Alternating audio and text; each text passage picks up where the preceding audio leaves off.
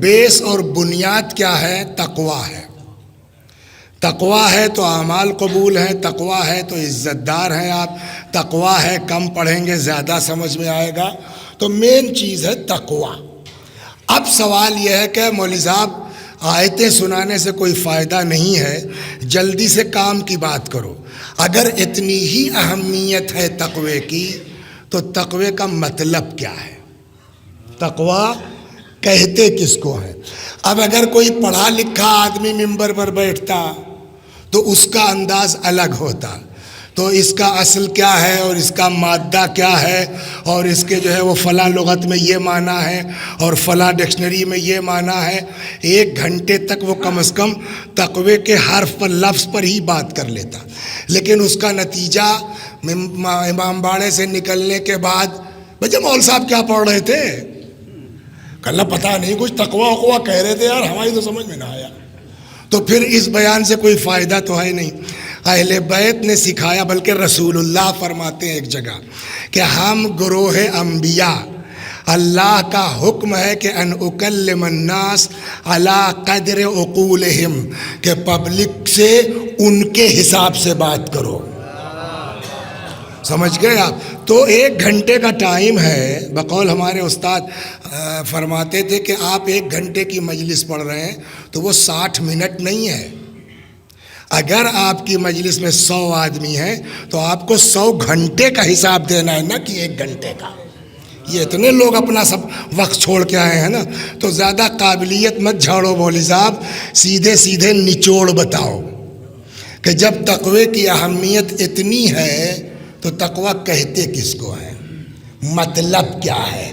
ہم اس لغوی بحث میں نہیں جاتے کہ یہ ہے اور یہ کہنا کیا چاہتا ہے قرآن، تو یہ عام آدمی کے بس میں تو نہیں ہے۔ لیکن امام لوگ دریا کو کوزے میں بند کرنا جانتے ہیں۔ سمجھ گئے آپ؟ امام سے پوچھا، امام صادق سلام اللہ علیہ سے، سنیے اس کو کہتے ہیں دریا کو کوزے میں بند کرنا۔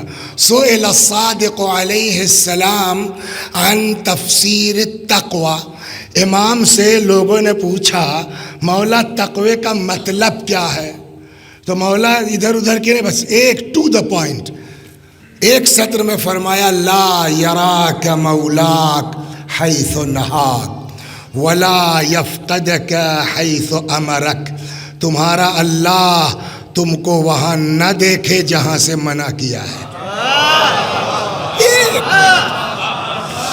لا یراک مولاک حیث نہاک، تمہارا اللہ تم کو وہاں نہ دیکھے جہاں سے، ولا یفقدک حیث امرک، اور وہاں سے غائب نہ رہو جہاں رہنے کا حکم دیا ہے۔ 1 لائن میں امام نے پورا خلاصہ بیان۔ مطلب کیا ہوا؟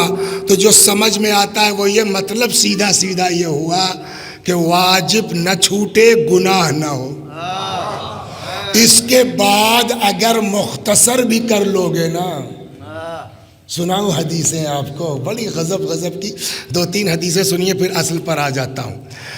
رسول اللہ نے فرمایا، صلوات بر محمد و آل محمد، یہ 2 کام کر لو مولوی صاحب، واجب مت چھوڑو اور گناہ پر مختصر عمل بھی کافی ہے۔ رات بھر بیٹھ کے نماز شب نہ پڑھو، کوئی بات نہیں ہے۔ 4 پارہ قرآن نہیں پڑھ پا رہے ہو ڈیلی، مت پڑھو، بٹ گناہ مت کرو، بٹ واجب مت چھوڑو۔ چنانچہ رسول اللہ فرماتے ہیں یکفی من الدعاء مع البر ما یکفی الطعام من الملح، نیکی کے ساتھ دعا اتنی ہی کافی ہے جتنا کھانے میں نمک کافی ہے۔ یہ عجیب ہے رسول اللہ کا دین، ہم کو یہ سکھاتا ہے۔ یا ایک جگہ عجیب ہے، ارے صاحب یہ بڑے نماز شب کے عادی ہیں، نماز شب بے شک بڑے فضائل ہیں اس کے۔ یہاں تک امام نے فرمایا کہ اگر کوئی شخص نماز شب کا عادی ہے اور وہ کہتا ہے کہ میں بھوکا ہوں، جھوٹ بولتا ہے۔ نماز شب رزق کی ضامن ہے، لیکن اس نماز شب سے کوئی فائدہ نہیں ہے جس کی وجہ سے 2 رکعت صبح کی واجب چھوٹ جائے. آپ ذہن میں رکھیے کیا, مت پڑھو نماز شب چلے گا مگر صبح کی 2 رکعت. چنانچہ ارشاد ہوتا ہے جدو واجتہدو, محنت کرو کوشش کرو, وَإِن لَمْ تَعْمَلُوا, اگر عمل نہیں بھی کر پا رہے ہو. عمل سے مراد یہاں مستحب بھی, واجب تو کرنا ہی کرنا ہے. اگر عمل نہیں بھی کر پا رہے ہو فَلَا تَعْصَوْا, گناہ مت کرو.